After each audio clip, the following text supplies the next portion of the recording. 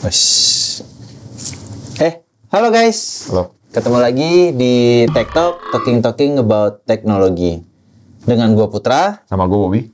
Kita bahas sekitaran tentang teknologi dan isu terkini lah ya. Dan apa yang lagi gue pikirin juga sih. Kadang gue tanyain sama Pak Bobby. Nah kemarin gue penasaran tuh yang dibahas Pak Bobby tentang Scrum. Scrum perut, Scrum otot, Scrum kaki. Ya. Nah itu apa sih kok metode apa tuh yang sampai bisa disebut Scrum? Nah sebenarnya gini, kan yang episode sebelumnya gue pernah cerita yang tradisional kan. Nah ini ada yang Waterfall. Ya contohnya waterfall. Sebenarnya ada beberapa lah. Ada beberapa. Proses, model segala macam. Ya. Nah ini sebenarnya lawannya nih, musuh bebuyutan ini. Tipe-tipe metodologi Agile. Agile sendiri metodologinya sebenarnya banyak. Ada yang namanya XP, Extreme Programming. Ada yang namanya RAD, Rapid Application Development. Salah satu yang terkenal sendiri yang anak-anak DevOps kerja, CI/CD itu juga metode. Sebenarnya teknologi setengah ada metodologi, ada setengah teknologi juga gitu. Nah, jadi bukan Agile itu bukan satu aja ya? Bukan, macamnya beberapa. Nah, si Scrum ini sebuah kerangka, dia campur. Mungkin dia bikin suatu kerangka buat Agile, tapi buat Agile ya. Jadi Scrum itu nggak mungkin metodologi buat tradisional, tapi Scrum itu sendiri sebenarnya dia mix beberapa metodologi Agile yang sebelumnya ada. Jadi dia ada sedikit kayak Rapid Application Development-nya, ada kayak CI/CD-nya, ada kayak kontemporer lah ya. Ya pokoknya dibikin satu kultur lah dibilangnya. Tapi udah pasti Scrum itu kayak framework metodologi, kultur metodologi untuk Agile. Jadi mungkin di sini yang gue bahas akan totally Agile, tapi tetap peran utamanya Scrum-nya. Scrum, karena gue penasaran juga kemarin Scrum itu seperti apa gitu. Sebenarnya Scrum itu yang manajemen Scrum itu yang sebenarnya udah regu anti sama yang tradisional sih sebenarnya tipikalnya. Jadi hal-hal yang gue ceritain hari ini juga referensinya ke 2 buku. Ya, yang pertama buku tentang Scrum. Itu yang nulis kayak di episode kemarin sempat gue bilang itu Joshua Partogi. Dia orang Indonesia, kalau nggak salah dia orang Bandung ya. Dia sempat kuliah di Australia juga ya. Apa bareng lu nih kok? Kagak lah, nggak lah, dia senior. Terus satu lagi, salah satu kayaknya dia awal-awal Scrum dia mulai diterapin nama dia deh. Itu orang Amerika, Jeff Sutherland. Ya mesti orang Amerika sih dia. Ya orang Amerika, Jeff Sutherland.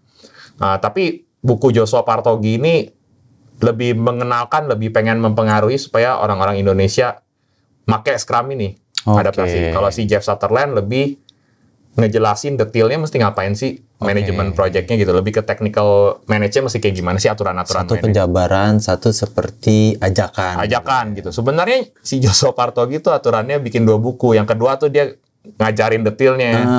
Ya dia ke orang-orang udah banyak janji tuh mau buku kedua. Ujung-ujung buku keduanya nggak pernah rilis. Nggak pernah rilis lagi. Pak Joshua, saya nunggu tuh ya buku kedua ya sebenarnya kalau ada yang nonton. Ya, tapi masalahnya banyak banget perusahaan yang udah manggil si Joshua Partogi ini banyak kebutuhan manggil dia. Akhirnya si Pak Joshua Partogi ini lebih sibuk ke datang-datang ke perusahaan, dia ngajarin anaknya langsung, dia ngajarin timnya juga. Nge-training langsung gitu. Tapi kok dipikir-pikir ya, untungan dia nge-training langsung lah ya daripada ciptain buku. Buku juga mungkin orang Indonesia nggak semua demen baca, lebih enak kan diajarin langsung. Apalagi pembajakan ya. Iya, apalagi ada isu-isu, ada maksudnya ada masalah-masalah kayak gitu-gitu. Terus kan ya pasti dari sisi Joshua-nya sendiri lebih asik kan dipanggil terus. Makanya buku keduanya jadi terabaikan. Padahal di buku 1 udah tulis jilid 1. Di buku 1 juga dia bilang mau nulis buku 2. Tapi saya belum dapet sampai sekarang. Iya. Abis diajak, nggak dijelasin. Dijelasin sih ada dalam bentuk ajakan, tapi mungkin belum detail. Nah, gue mau coba kombinasi nih cerita hari sama ini. Jeff. Jeff Sutherland sama si Joshua Partogi. Jadi yang pertama gini, Agile itu timnya, utamanya Agile dulu deh sebelum timnya. Utamanya itu dia mau kerja secepat mungkin. Namanya juga Agile. Menurut dia semua manajemen tradisional itu kelamaan. Nah lalu dia cari tahu, apa sih yang bikin metodologi tradisional tuh terlalu makan waktu. Gitu. Nah, yang pertama tuh, nah ini para developer sama analis juga pasti bisa relate sama saya sama PM. Kebanyakan meeting mematikan. Bisa tuh tim developer kalau lagi kerja kadang-kadang kalau lagi meeting, wah setengah hari seharian meeting. Ya, sebenarnya meeting hitungannya kerja sih. Cuman kan sebenarnya nggak progres ke sistem ya. Nggak, cuma ya nemuin jalan tengah semua kan. Iya, gitu kan. Kebanyakan meeting lama. Dan banyak hal yang dianggap tim agile tuh bikin progres lama. Karena di mata tim agile, kan yang penting aplikasinya sistemnya jadi. Sedangkan di dalam tim tradisional tuh, kebanyakan blueprint sama dokumentasi, kebanyakan UML. Jadi SI-nya harus effort bikin dulu. Terus SI-nya harus oper rancangannya ke developer baru dibikin. Butuh waktu juga pas ngoper itu. Betul. Belum lagi kan kalau developer nggak benar-benar ngerti UML-nya, nanya-nanya lagi, meeting lagi. Balik baru dua flow ya, belum flow yang lain ya. Iya. Setiap kali dari tim oper lagi. Butuh waktu lagi. Oke. Jadi si Agile ini punya gagasan gini. Yang pertama nggak boleh meeting lama. Nggak boleh. Nanti gue ceritain tuh meetingnya unik banget deh. Nggak boleh meeting lama. Terus dia minim sekali dokumentasi. Nah, sama satu lagi yang menarik nih. Dan biasanya ujung-ujung ajaran Scrum ini banyak dilanggar sama perusahaan-perusahaan. Timnya nggak boleh banyak. Nggak boleh banyak. Aturan yang benarnya tim Scrum itu paling banyak 9. Malah banyak yang kerja berlima doang. Jadi kalau memang misalnya proyeknya ngulur waktu lama, ya nggak apa-apa, mesti tetap timnya itu aja. Timnya segitu doang. Jadi nggak ada ceritanya tuh demi mempercepat proyek, timnya ditambah. Justru kayak pembangunan gedung ya, kulinya ditambah. Iya, begitu mesti ngebut, solusinya tuh ditambah. Sebenarnya itu udah banyak sih yang mencela itu ya, katanya project manager tuh sangat-sangat jelek dan parah kalau misalnya progress projectnya udah let's say udah 60%, di tengah jalan nambah tim berapa orang gitu. Karena rasanya nggak akan sama, malah sebenarnya nge-delay projectnya. Karena anak yang udah lama di project itu harus buang waktu ceritain anak-anak barunya. Kayak waterfall lagi ya. Kayak waterfall ya. Ada yang belum paham. Jadi semakin banyak masuk di tengah jalan itu makin lambat sebenarnya. Apalagi kata orang nambah kepala ya nambah satu sudut pandang lagi. Gitu. Dan ini jokes yang udah populer banget nih, ngeledekin project manager gitu. Pada bilang ini adalah tipe-tipe PM yang berpikir kalau seorang cewek itu harus hamil dan 9 bulan harus lahirin. Kadang-kadang ada PM yang mikir kalau 2 cewek hamil jadinya 4,5 bulan. Sebenarnya nggak bisa dipercepat gitu kan. Jadi nambah kepala tuh nggak berarti nambah cepat. Orang juga ada oper-operan kerjaan delay-nya. Nah, jadi dia sebenarnya maksimum 9. Bisa lebih sedikit. Nah, kenapa dia juga mau orangnya sedikit? Karena walaupun kita ada meeting, tapi percaya deh, ada bentuk-bentuk komunikasi yang antar programmer sama analis ini nggak lakukan di meeting. Ya kan, misalnya lu nggak bisa kepikiran semua harus bahas di meeting. Ada yang, yaudah gue mesti kasih tahu nih, tapi lagi nggak ada sesi meeting. Mau nggak mau ngomong. Tapi kalau misalnya nih, andai kata lu programmer kerja bertiga nih, lu tahu sesuatu, lu kan cuma perlu ceritain ke 2 teman lu kan. Komunikasinya bentuknya segitiga tuh. Jalur komunikasi si A mesti ceritain ke si B sama si C. Kalau si C tahu sesuatu dia ceritain ke si B sama A.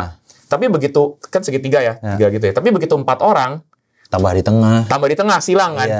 A mesti ceritain B, ceritain C, ceritain D gitu. Terus jadi silang kan, komunikasi lebih banyak gitu. Jadi bukannya kalau 4 orang tambah 1 jalur komunikasi lagi. Nah, kebayang ya kalau timnya 20 orang gitu.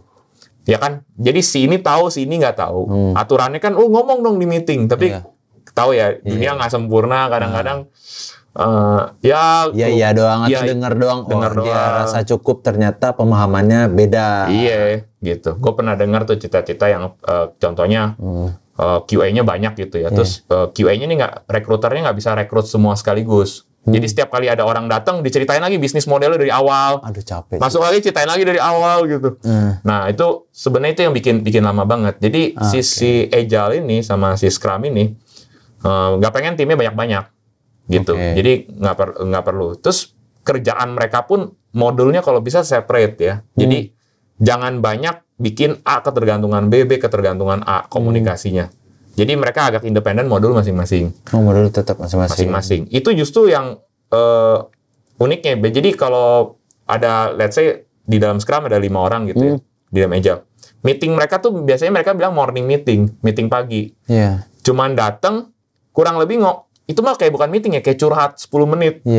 Cuman what I feel doang, 10 menit cuman cerita kemarin gue ngerjain apa, udah that's it dong. Jadi supaya timnya tahu kurang lebih, tapi nggak boleh lama-lama karena buang waktu. Jadi masing-masing cuman diri cerita, itu aja kadang-kadang cuma sampai 5 menit ngomong ceritanya apa. Tapi ini dia nih, kalau cuman 9 orang, pasti tim tradisional tuh mikir langsung nanya begini, oke 9 orang, klasik PM akan nanya, kalau gitu SA-nya berapa orang? Developernya berapa orang? Nah ini yang jadi susah, kelebihan dan kelemahan daripada Agile. Karena tidak ada lagi back end, front end, QA dan SA. Bisa dual. Semua orang dia lagi. Makanya kan timnya yang kemarin gue cerita cuma ada Scrum Master, Product Owner sama tim. Tim itu apa? Ya SA-nya lu. BA-nya lu. Programmer back end-nya lu. Scrum Master bukan termasuk. Bukan, kalau Scrum Master nggak masuk. Kalau Scrum Master nggak, itu beda. Makanya kan 3. Jadi Scrum Master itu yang ngatur timnya rotasinya kayak gimana? Technically nggak ngatur juga. Ini yang unik. Dia bukan kayak PM roles-nya. Nanti gue ceritain.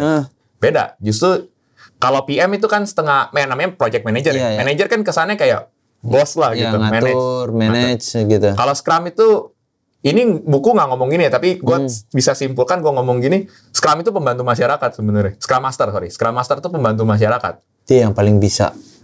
Bukan paling bisa, paling support masyarakat. Jadi tim leader, tim member itu sebenarnya posisinya bukan lebih rendah dari Scrum Master sama sekali.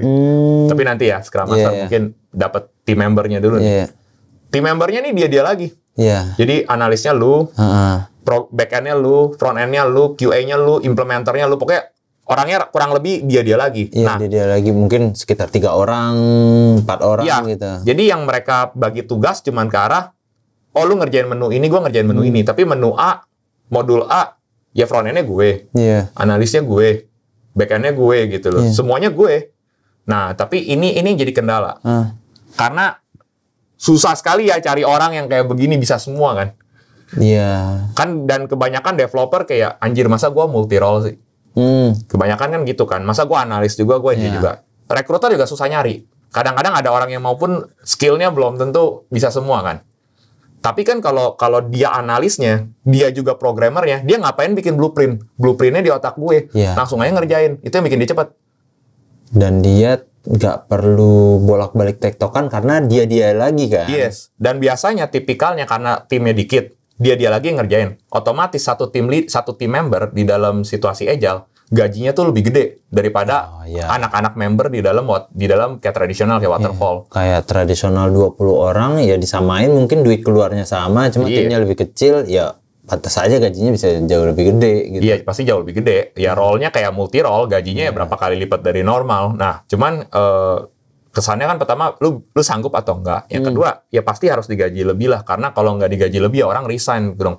Retentionnya gimana? Gua dikerjain multi responsibility tapi gitu. Nah, sampai kalau nggak salah Joshua Partogi bikin istilah ini ya. Dia udah nggak mau bilang itu full stack programmer lagi, full stack developer. Karena kan full stack kan front gabung back. Wah ini kan semua kan. Mereka panggilnya rockstar developer. Rockstar. Paling rockstar. Jadi dianggap wah ini dia mau menghargai juga mereka. Wah harus bisa nganalisa. Kita harus hargain programmer itu jangan sampai dianggap kayak kuli ngoding. Mereka juga orang-orang pinter yang analisa gitu. Nah jadi nggak ada jabatan SA sebenarnya dan di dalam itu. Nah ini sebenarnya jujur aja sih ya, jadi resisten politik untuk analis, untuk sistem analis sama bisnis analis. Karena kan banyak SA nih, jadi ada beberapa kasus kan SA tuh bisa dulunya mungkin bisa ngoding ya. Kan bagusnya emang dulu bisa ngoding, cuman udah lama ketinggalan teknologi, sekarang udah nggak bisa ngoding dia. Jadi kerjaannya udah comfort zone, nganalisa, bikin UML, bikin blueprint gitu. Nyusut. Nah kalau sekarang nyusut di bagian teknisnya. Udah lama ya, udah lupa. Nah kalau sekarang Joshua Partogi deh mempopulerkan Scrum di Indonesia, lalu kayak let's say ceritanya perusahaan-perusahaan 70% pakai Scrum semua. Berarti kan vakansinya SA menipis atau yang kedua dia harus keluar dari comfort zone.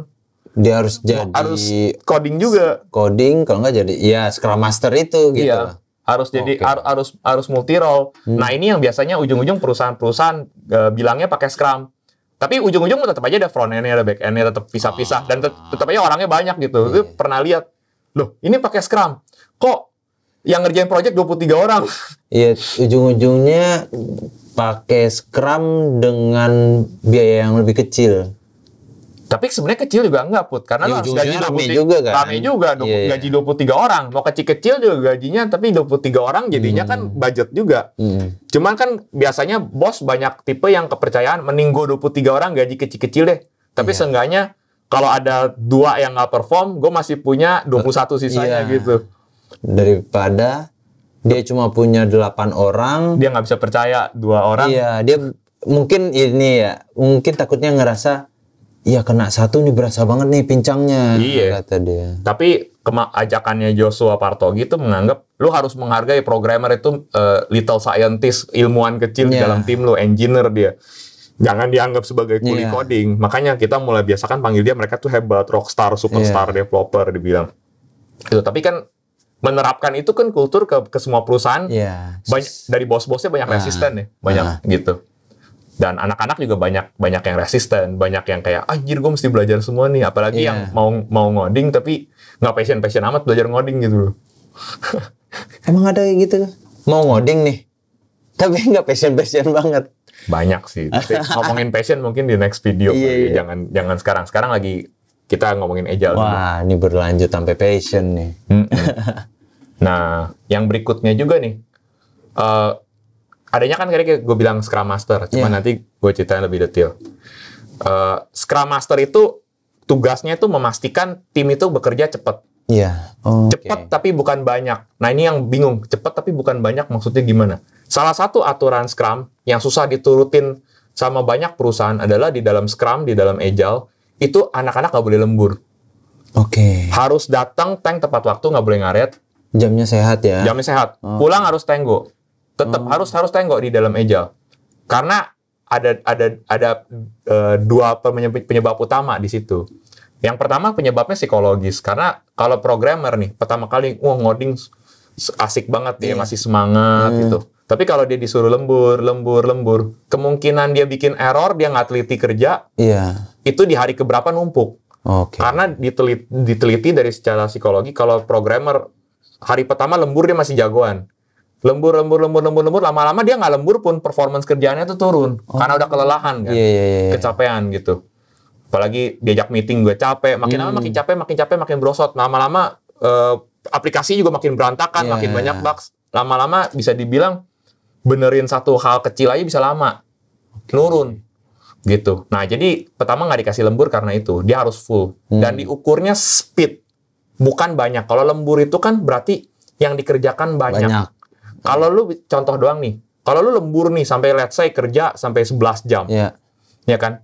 Tapi kalau dari 11 jam, lu kerjakan 11 task, ya, sama orang yang kerja 6 jam, 7 jam lah, orang kerja 7 jam, tapi bisa kerjakan 10 task.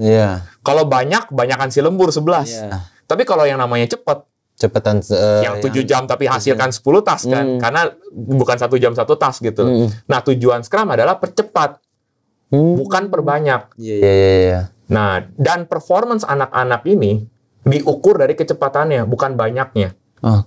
Jadi si Scrum Master dan bahkan sampai berikut perusahaan dan HR-nya ya, manajemen ya, mau ngelihat siapa programmer yang bisa kerjakan paling banyak task dalam waktu yang sama. Makanya mereka nggak boleh lembur. Makanya jamnya jadi ukuran statik ya, nggak berubah-ubah. Kalau lembur ya mau gimana pun dia tarik kayak karet, hitungannya mau lembur 2 jam, 3 jam. Betul. Dan yang menarik lagi nih, ini aturan yang benar ya, tapi jujur sih banyak perusahaan yang nggak ikhlas ya. Jumlah kecepatan kan bisa diukur kecepatan. Jadi mereka ada yang namanya sprint. Kayak tulisannya sprint, kayak sprint lari. Emang sensasionalnya gitu. Jadi ketika mereka pertama kali mulai project nih, mereka akan sama-sama sepakat mau sprint berapa lama. Pilihannya biasanya klasik 1 minggu, 2 minggu, atau 3 minggu. Kalau yang seminggu tuh udah ekspor, udah jago tuh. Yang 2 minggu ya intermediate lah. Kalau yang masih awal, masih kurang jago, biasanya 3 minggu selama-lamanya. Jadi selama 1 minggu itu, Mereka semua di-review kerjaannya, di demo. Lu dalam seminggu kerjain apa aja. Nah, dari dalam seminggu itu, mereka akan dihitung total lu dalam 1 minggu nih. 1 lab gitu ya. Lu kerjain berapa task. 1 minggu kerjain berapa task. 1 minggu kerjain berapa task itu di total. Kalau kayak kita gaji per bulan, maka dia akan dilihat nanti setelah 4 kali, misalnya let's say, satu sprintnya 2 minggu aja. Let's say. Berarti kan 2 kali sprint sebulan. 2 kali review. Tas gajian per bulan dilihat. Lu kerjain berapa task? KPI. Nah, itu langsung tuh dikasih insentif. Gaji bulan itu lebih gede. Berdasarkan jumlah task yang dia kelarin. Nah, tapi ada dilemanya kan di sini. Task itu kan bisa gede, bisa kecil. Rasanya nggak adil dong. Kalau yang kerjain tasknya gede-gede, pasti paling cuma bisa kerjain berapa task kan. Tapi kalau yang tasknya kecil-kecil cepet kan. Makanya itu, di kultur Scrum yang aslinya, mereka tuh nilai tiap task. Dikasih poin. Oh, kalau task yang gede ini, nilainya let's say 8 poin. Kalau itu task kecil nilainya cuma 2 poin. Nah, mereka kasih angka-angka poin ini berdasarkan angka Fibonacci. Fibonacci itu gini. 1. Angka kedua 2. Angka berikutnya 1 tambah 2. 3. Angka berikutnya 2 tambah 3 yaitu 5. Ya kan? Nah, terus berikutnya kan 3 tambah 5 8. Terus terakhirnya 13. 13 tuh terakhir nggak boleh ada poin yang lebih gede dari 13. Nah, kalau memang ada task yang let's say nih, feelingnya kayaknya lebih dari 13, berarti itu salah yang ngasih task. Tasknya harus di-split lebih kecil. Aturannya gitu. Nah, pertanyaannya siapa yang bisa bilang task ini berapa poin kan? Nah, itu di meeting bersama. Jadi mereka kayak blind vote. Jadi pertama kali si Scrum Master-nya akan nulis backlog namanya. Backlog itu bukan dokumentasi ya. Jadi lebih ke arah nanti kita kerjain tasnya ini judul-judulnya doang.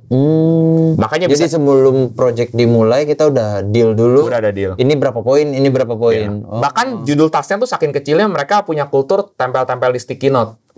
Sticky note kecil. Bisa jadi cuma satu tasnya tuh bisa dijelasin di dalam satu sticky note. Segampang itu ya? Iya. Jadi nggak boleh terlalu detail. Jadi cuman kayak kerjain menu ini nih pastiin bisa begini gitu doang. Kayak ngejelasin satu tugas gitu doang. Nah, udahannya begitu backlognya itu ada beberapa, ya biasanya juga nggak ditulis semua ya. Jadi kalau aplikasi requirement-nya banyak, itu paling yang nulisin backlog cuman backlog buat 2 kali sprint ke depan doang. Atau kadang-kadang cuma 1 kali sprint doang. Jadi ini kita kumpulin tas-tas yang kita fokus cuman buat minggu-minggu ini doang nih, atau bulan-bulan ini doang. Gua nggak akan mikirin nanti sampai ujung requirement-nya ditulis kayak di tradisional sampai tebel banget dokumentasi, nggak gitu. Mereka pikir yang udah lah yang sekarang aja pasti aja. Yang masa depan nanti tabungan coret-coretan aja dulu gitu.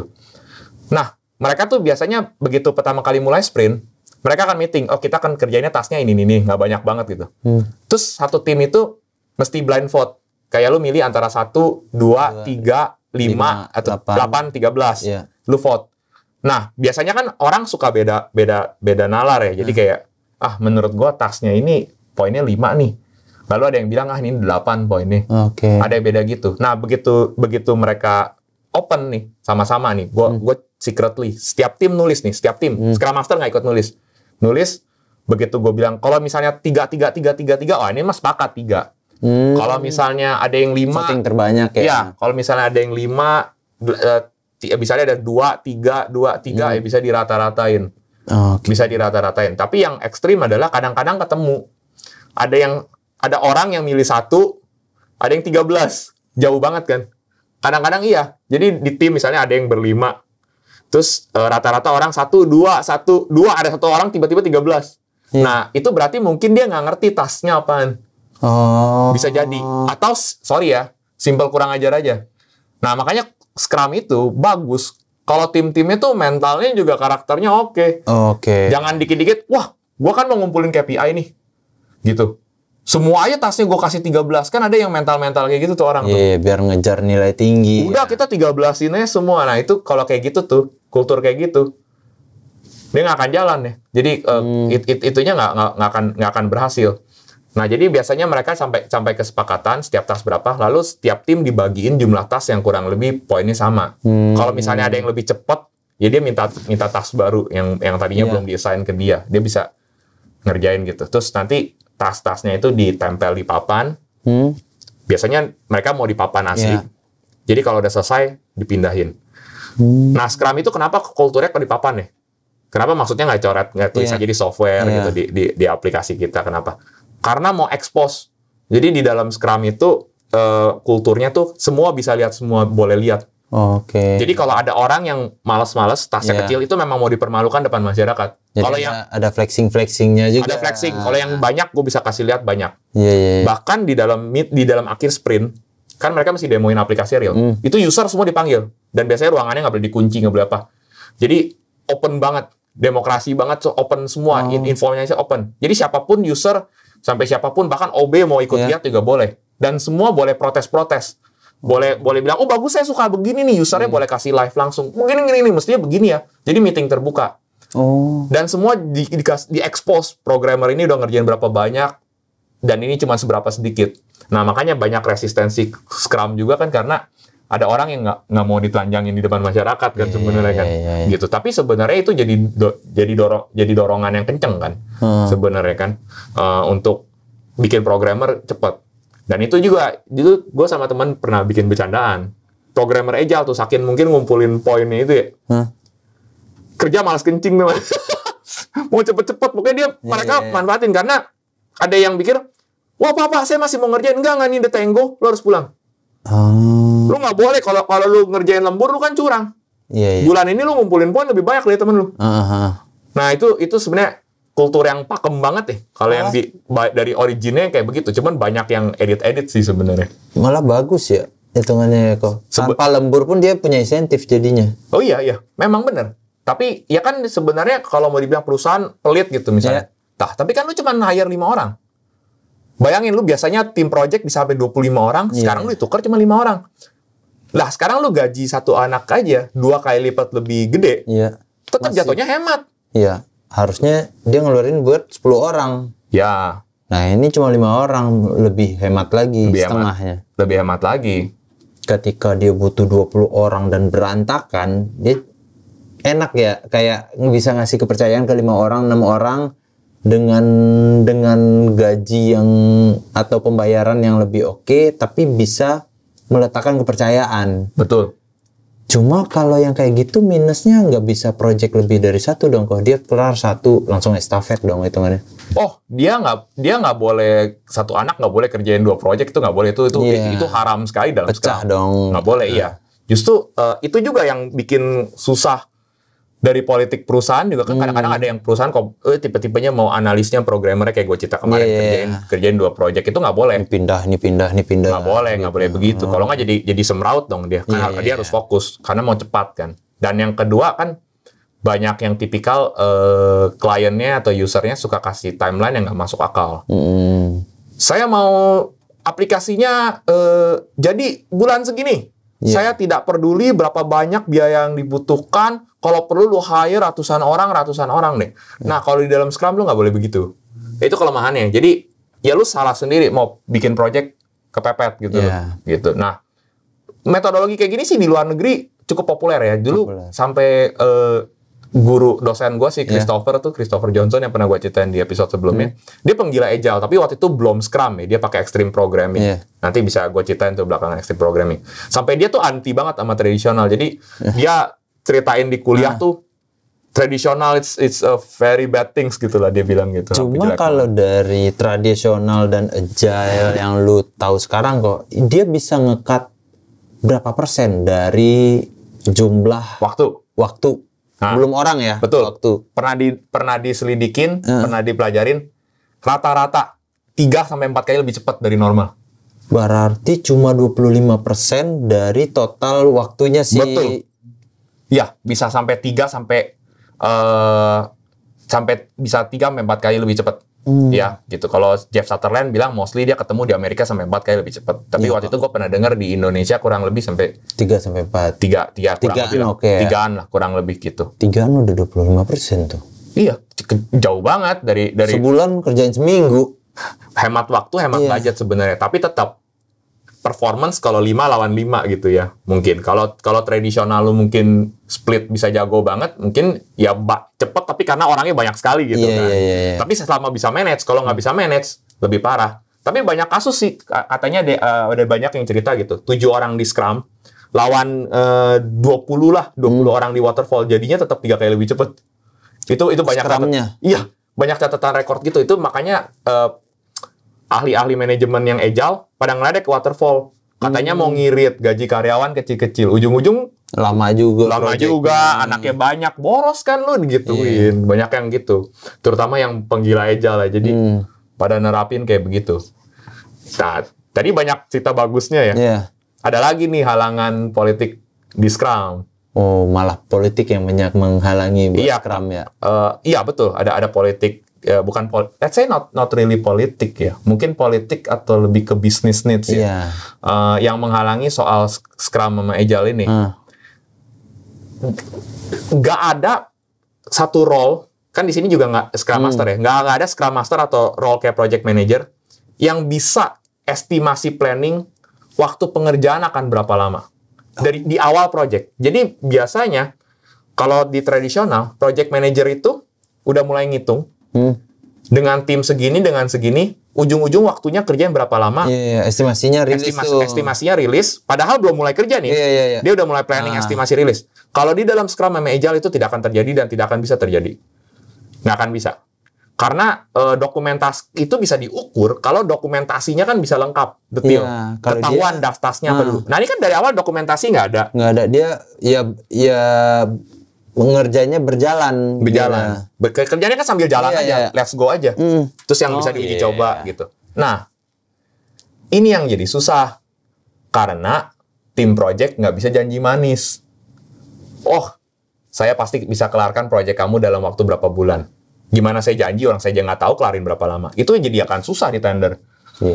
Itu akan jadi problem. Kalau kita mau project, rata-rata usernya pasti butuh kejelasan. Lu mau ngerjain berapa lama? Kalau ini nggak ada kejelasan, gimana ngomong ya? Masa lu ngomong, ntar Pak, lihat dulu deh gitu. Cuma kan bisa dibanding kayak kalau tradisional segini, ya kita bisa 70% lebih cepat gitu. Tapi nggak bisa ngitung gitu sih, Put. Nggak sesimpel itu masalahnya. Nah, biasanya kan project manager itu ngitung timeline pakai apa? Pakai Gantt chart. Gantt chart itu biasanya bisa dilihat di Microsoft Project ya, yang si ini ngerjain timeline-nya bisa segini. Terus misalnya lo sama Gasna bisa paralel gitu kan. Nanti si Gary mesti kerjain setelah Putra. Kalau nggak bisa gitu kan, mesti tunggu kerjaan lo. Jadi ada tangga lagi gitu kan. Jadi ada timeline setiap orang, siapa aja diukur baru bisa dikira-kira. Nah, di dalam Agile Gantt chart itu chart diagram paling haram. Tidak boleh, karena mereka semua nganggep Gantt chart mah sebenarnya kira-kiranya manusia doang, mana bisa tepat sih? Sekarang lu bisa bilang Putra kerja gini nih. Tiba-tiba ada hal yang unexpected. Lu mesti pulang ada urusan yang lu mesti selesaikan sama keluarga lu. Lalu misalnya ada karyawan lain yang aturannya dia ngerjain dari hari ini sakit. Gitu kan. Atau ada yang paralel tapi satu lebih cepat atau gimana. Kan lu nggak bisa expect. Lu kan bukan peramal. Ujung-ujungnya, project manager tuh harus sering sekali benerin Gantt chart. Which is buang waktu lagi. Menurut mereka tuh lu planning Gantt chart tuh doesn't make sense. Nggak masuk akal sebenarnya. Jadi mereka nggak mau. Nah, bagaimana tim Scrum ngukur waktu? Ada art nih. Ada seninya. Tapi nggak bisa janji manis di awal. Janjinya begini. Nah, sekaligus gue ceritain nih. Perannya Scrum Master. Justru perannya Scrum Master di sini. Di situ. Di sini. Ngukur sama mempercepat tim. Scrum Master sendiri harusnya gajinya tetap ada insentif. Tapi insentif dia bukan dari kerjaan dia. Kerjaan tim dia. Secepat apa total poin yang dihasilkan dari seluruh anak tim dia. Dia ngambilnya dari situ. Iya, dalam waktu 1 bulan atau 1 kali sprint atau 2 kali sprint. Dia ngambilnya dari sana. Jadi Scrum Master akan melakukan segala cara yang bisa gue lakukan supaya tim gue cepat, supaya Fibonacci poin tasnya tuh tinggi. Apapun gue lakuin. Benar-benar support. Support abis. Dari mulai hal teknis dia bantu, mungkin timnya akan ngomong, wah saya download library ini lama, saya butuh ide ini, dia yang cari. Mulai mungkin misalnya ada kebutuhan perpanjang SSL sertifikat, dia yang beli ini cari. Tahu nggak? Sampai ada Scrum Master, ini bener, beliin makan siang buat timnya. Supaya timnya bisa tetap nggak kelamaan, Nggak beliin. Pergi dari tempat duduknya ya. Saya nggak pergi. Sampai, ada yang bilang, kamu kenapa kerjain lama? Wah, tadi saya jam istirahat makan siang ke sono. Jauh. Macet, jauh. Balik lagi setengah mati. Masalah itu. Ya udah, saya yang beliin. Sampai gitu loh Scrum Master. Mau teknis, mau apa, pembantu masyarakat. Apapun ya. Apapun. Jadi dia malah yang bantu, support, dan kadang-kadang disuruh-suruh sama timnya. Dia setiap kali sprint, kalau ada satu karyawan yang underperformance, si Scrum Master bang curhat sama gue. Lu kenapa kemarin lama kerjanya? Apa yang bisa gue bantu? Dia akan lakukan segala hal. Sampai kadang-kadang ada yang, gue mesti ke dokter nih, check up, medical check up, datang siang. Gue kerjain dulu separuh kerjaan lu. Anjir. Scrum Master tuh mesti gitu. Nggak ada kayak PM. Nggak boleh. Justru dia pembantu masyarakat. Tapi kalau timnya fulfill, itu KPI dia juga. Oke. Jadi bener-bener perwakilan rakyat. Jadi Scrum Master tuh tujuannya itu. Jadi kalau dia masih nyuruh-nyuruh, bikin timnya lambat atau nyuruh-nyuruh hal nggak masuk akal, itu pada bilang Scrum Master PM wannabe itu.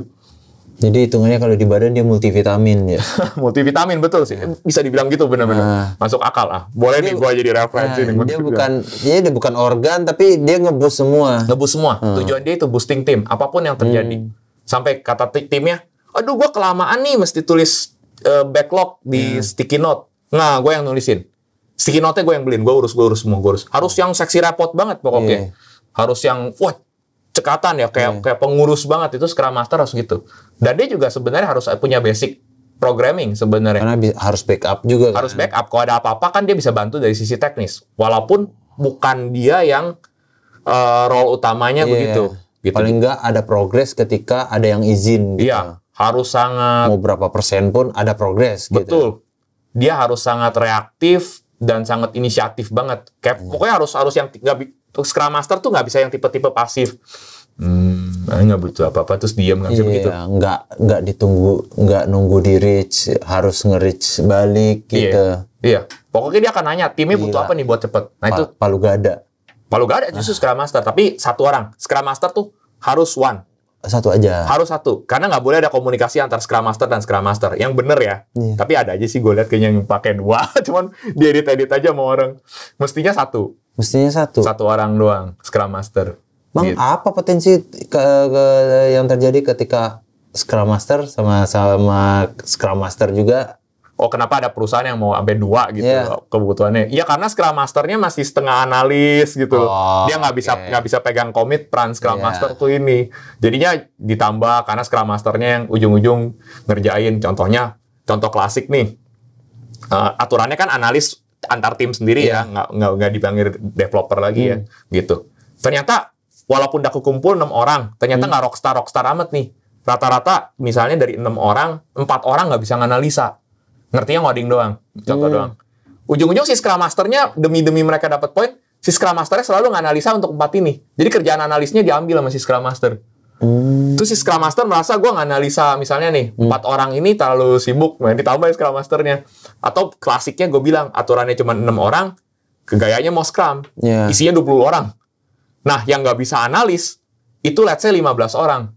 Kan banyak banget, nggak mungkin tuh si Scrum Master yang sebagai analis nanganin 15 orang. Satu orang doang nanganin 15. Dia nggak bisa cetak blueprint untuk 15 orang kan. Bisa pingsan si Scrum Master-nya. Ujung-ujung jadi ada 2 Scrum Master. Tapi itu sebenarnya bukan aturan framework yang benar. Dia udah langgar 2 itu. Sebenarnya tidak fit begitu ya. Tidak fit. Nah, jadi si Scrum Master ini pastikan. Sampai kan nanti bisa dibilang nih, andai kata nih contoh doang.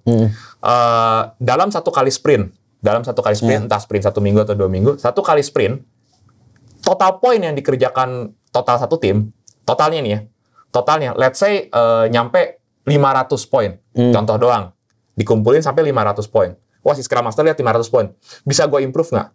Nah, di sprint berikutnya, misalnya Scrum Master-nya tahu nih, sprint kemarin ada kesalahan gini, gue mau improve. Misalnya sampai di sprint berikutnya, jadi 600 poin, hebat dong. Kita improve dibanding sprint sebelumnya. Terus naik lagi ke 650. Terus pernah turun ke 600, kadang-kadang 620. 620, 610. Nah, sampai ada satu titiknya. Titik stabil, 600-an. Jadi dia bisa ngomong, tim gua setiap sprint atau setiap bulan gitu akan ngerjain sekian poin. Mungkin awal-awal biasanya lambat tuh. Mesinnya belum panas. Cuman ngumpulin berapa ratus, lama-lama kurvanya mencapai titik stabil. Nah, si Scrum Master akan menganggap rata-rata dalam satu kali sprint, gue bisa, tim gue ini optimal akan mendapatkan 620 misalnya, 620 poin. Dan karena mereka fit ya, selalu pulang tepat waktu segala macam, Jadi jarang tuh kurvanya nurun lagi. Oke. Berarti paling gini-gini doang. Paling ada kejadian nukik dikit gitu, tapi terus naik lagi. naik ke stabil lagi. Iya.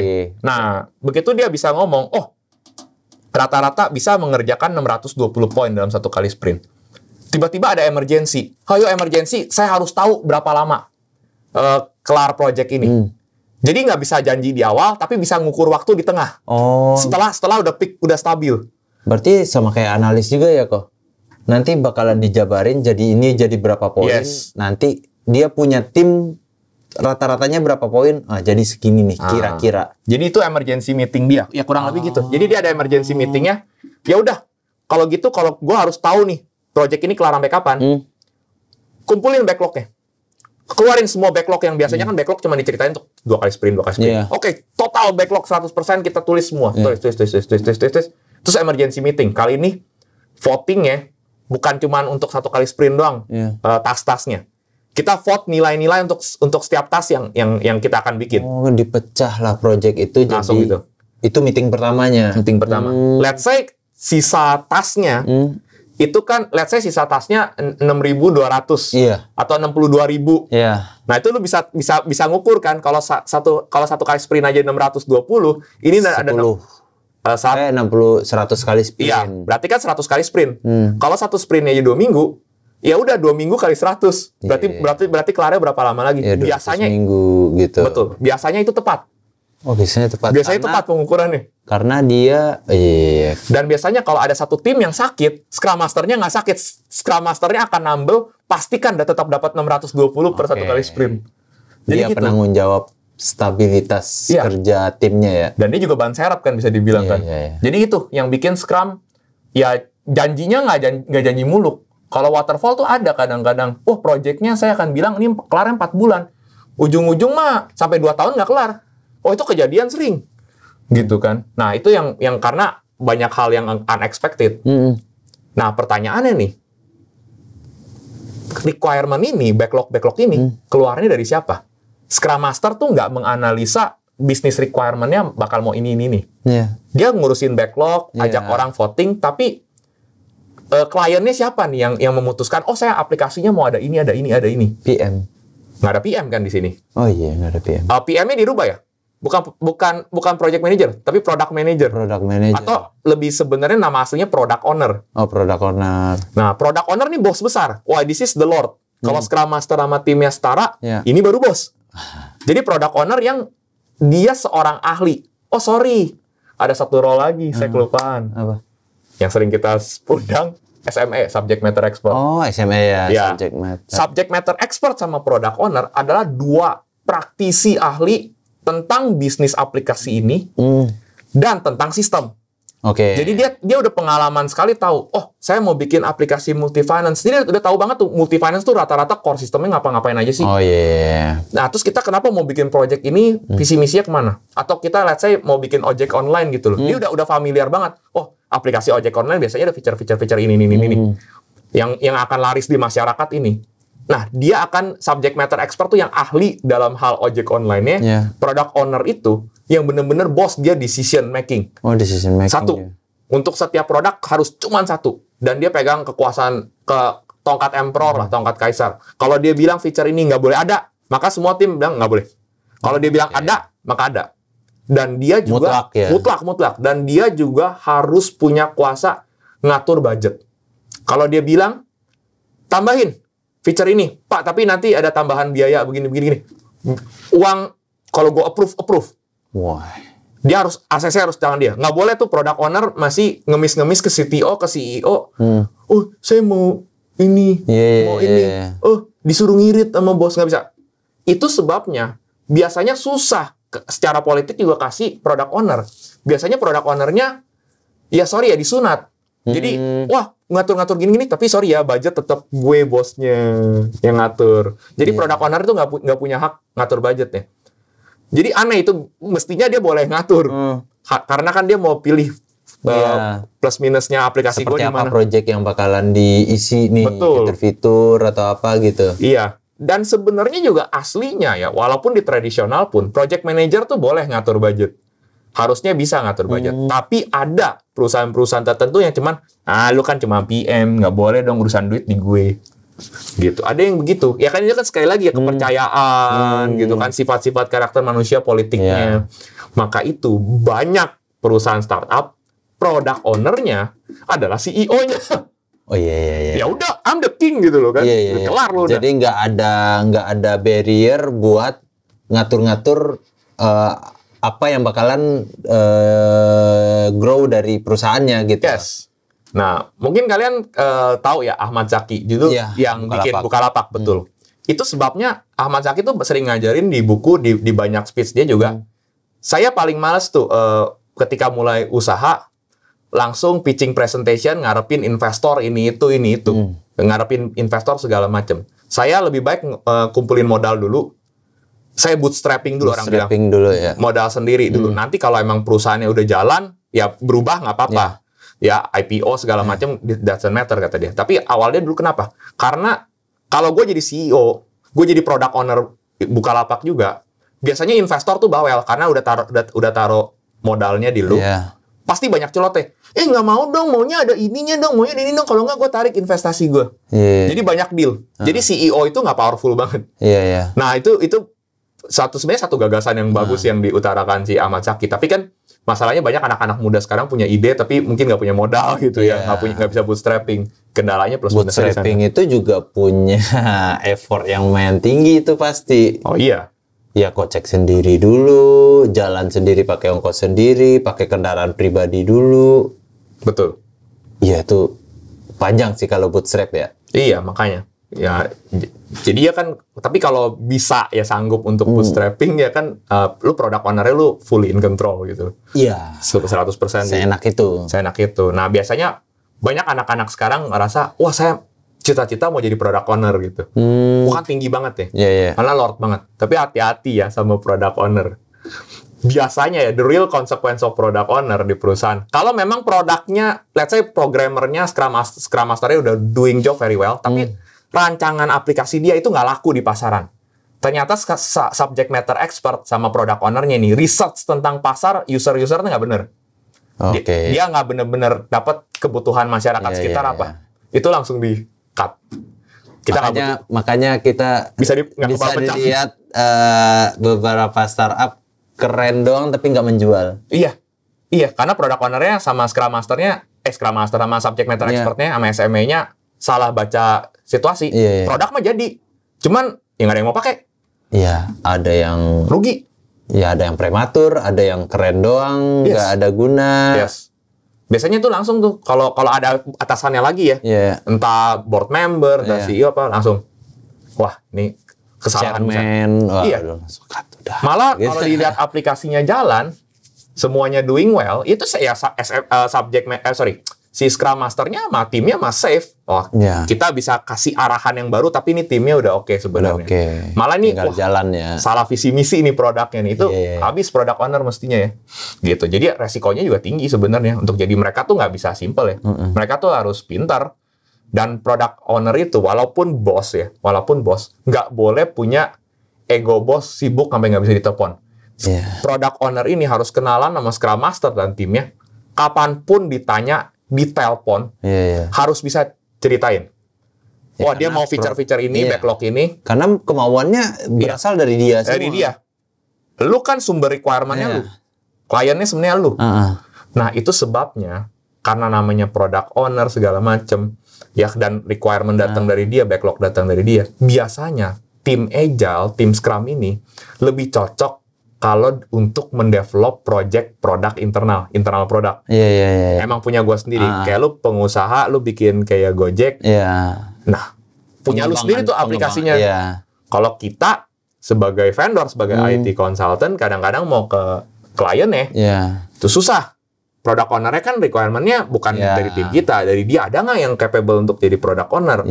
Dan susah dihubungin. Dan biasanya kan kendala programmer dari consultant, vendor, emang lu bisa seenaknya nelpon bos klien? Nggak bisa dong. Tapi sama aja sih, berarti ada negatifnya juga ketika product owner itu sekaligus CEO. Betul. Karena dia ngejar dua arah. Iya juga, banyak Dia sibuk. juga present ke tempat lain, Yes. dan dia juga ngurusin internal. Yes.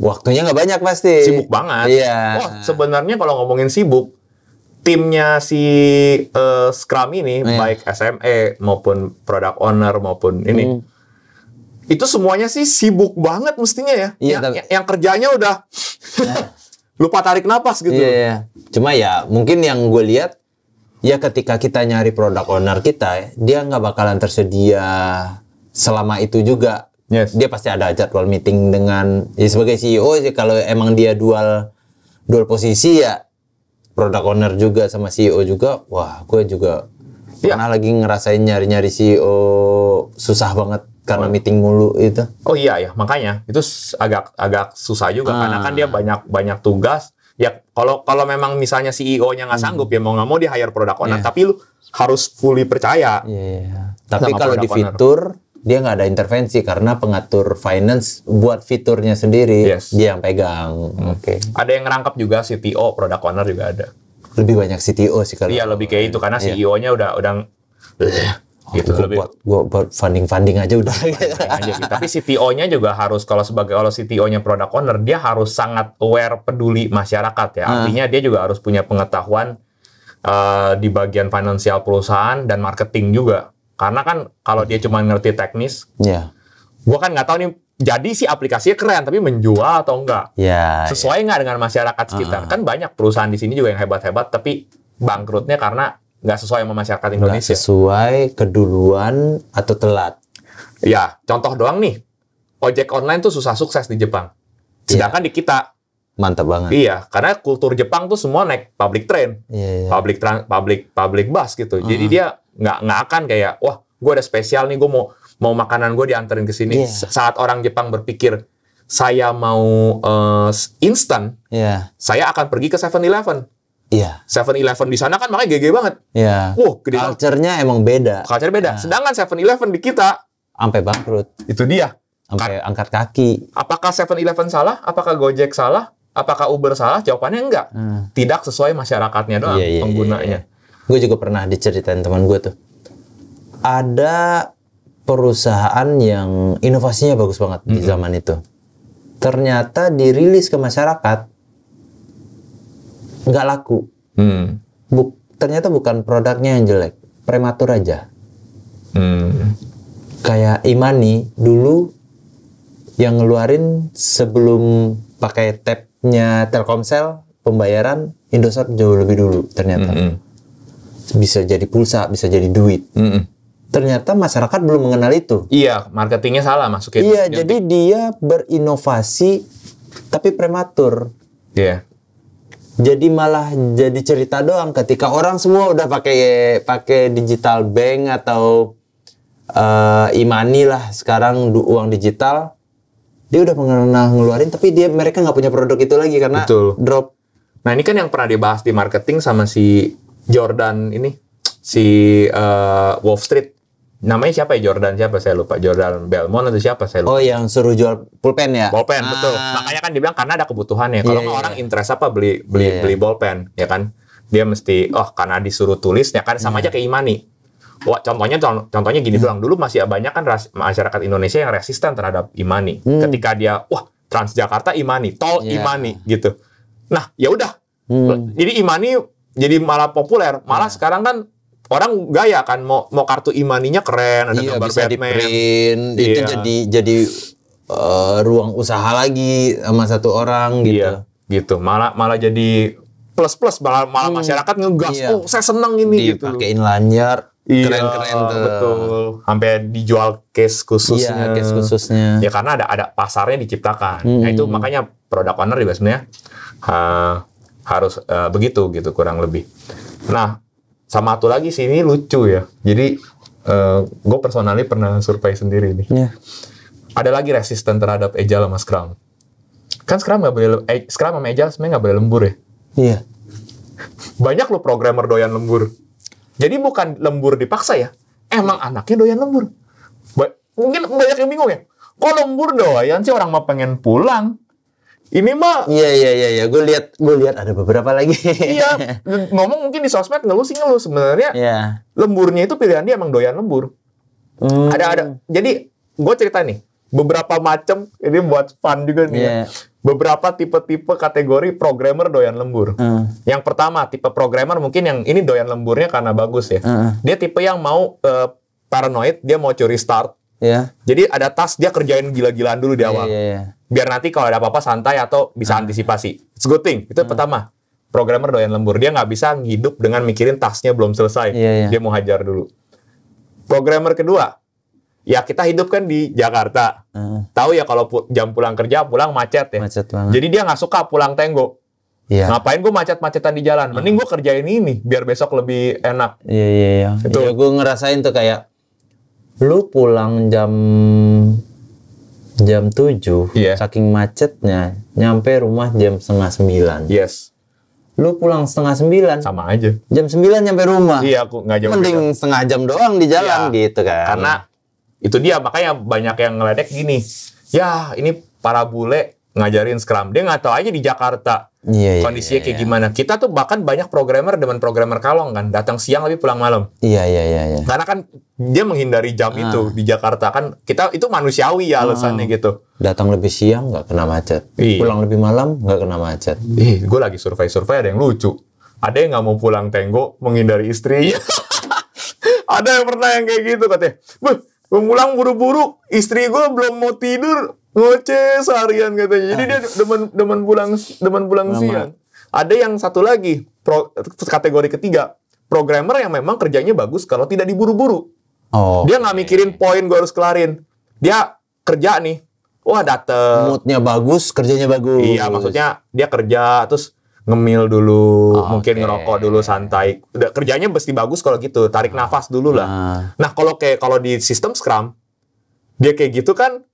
Maaf, waktu lu udah habis.